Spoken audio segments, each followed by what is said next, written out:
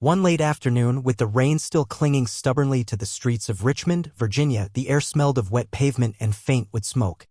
Cars rolled through the city's arteries, and on Magnolia Avenue, life played out in its everyday rhythm. Food carts steamed beneath their faded red awnings. Couples strolled with takeaway coffees, and children skipped along the sidewalks, hopscotch chalk lines beneath their feet. The city was alive, buzzing beneath the golden slants of autumn light. Behind the wheel of a weathered Toyota Corolla sat 26-year-old Malik Thompson, his eyes weary but focused. His car, scuffed and aged, had been his reliable partner through long nights of delivery runs for Uber Eats. His phone blinked softly with the final order of the day, and though his body ached, his mind settled on the thought of home. He pictured his mother, Alma, seated on their well-worn couch, wrapped in her favorite blanket, the aroma of dinner mingling with the soft hum of her evening soap operas. It was a simple life, but one built on quiet, determined love.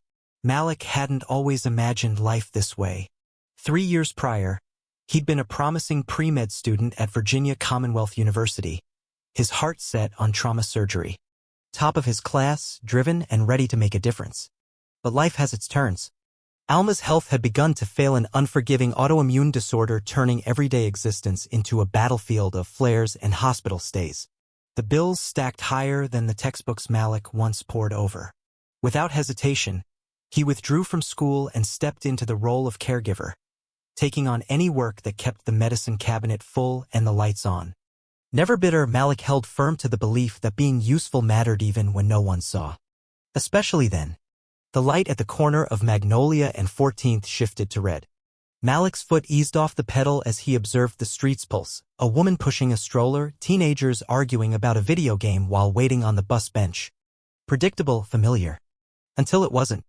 The first shot cracked faintly through the layered noise of the city, distant enough to question it first.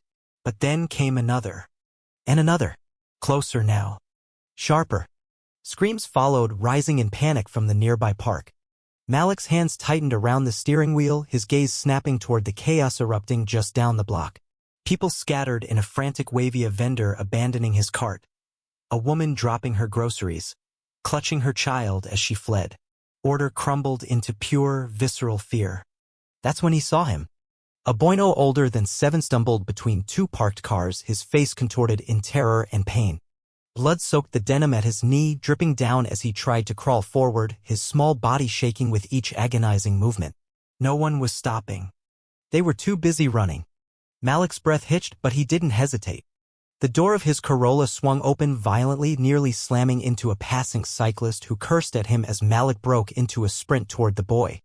Dodging pedestrians and oncoming traffic, he reached the child, dropped to his knees, and scooped him into his arms strong from lifting his mother, from hauling groceries, from the relentless weight of responsibility.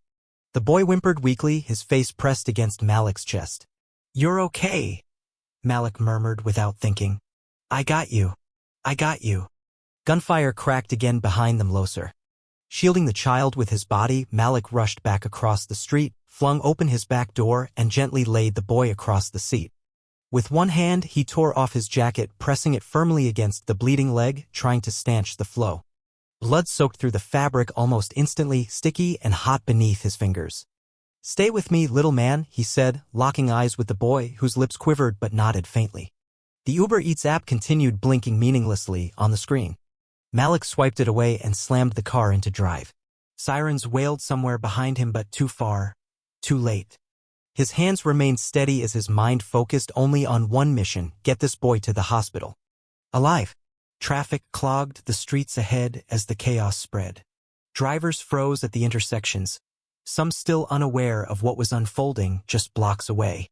Malik's horn blared, but it wasn't enough. Slamming the gear into park, he leapt out and ran from car to car, banging on windows, waving his arms wildly. "Please. I've got a child's been shot.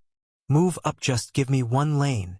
The desperation in his voice cut through the confusion. One driver, a woman in a silver SUV, rolled forward, and then others began to catch on, opening a narrow path through the gridlock. Malik didn't thank them. He didn't have time. He raced back to his Corolla, gunned the engine, and surged through the impromptu corridor, tires squealing against the slick pavement. The hospital was 5 blocks away. 5 of the longest blocks Malik had ever driven. The boy in the back seat coughed a wet, rattling sound that tightened Malik's grip on the wheel. One hand reached back blindly, squeezing the boy's ankle as he kept his eyes on the road. "Stay with me, buddy. Almost there. Just hang on." Red brake lights smeared the misty air, and Malik's mind ran hot with calculations every turn, every possible shortcut. As Richmond General's green emergency sign came into view, he cut across a lane, bounced the car up onto the curb, and slammed to a halt at the ER entrance.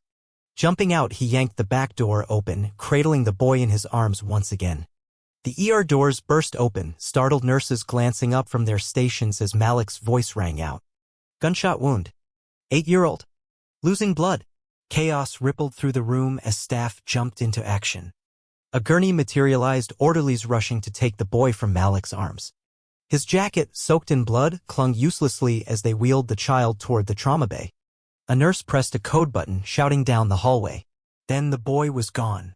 Malik stood there, breathless, arms shaking. Blood stained his skin, the coppery scent thick in the air. No one asked him who he was. No one accused. No one suspected. They just saw a man who ran toward danger when no one else would. One orderly finally approached, clipboard in hand, gentle but firm. "Name?" "Thompson," Malik answered, his voice low. "Malik Thompson. Family?" Malik shook his head slowly. "No. Just I couldn't leave him there." The man nodded once, scribbled down the name, and pointed toward a set of chairs.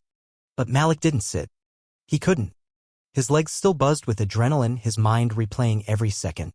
He stood there for a long time, silent, watching the hallway where the boy had disappeared, his heart hammering against his ribs. Then quietly, he turned and walked back out into the drizzle, the city's rhythm still broken, the sky above bruised and heavy. He climbed into his car, the blood on his hands now drying into dark, flaking patches. His phone remained silent. No orders. No messages. No calls. But Malik didn't need them to know that this night had changed something in him forever.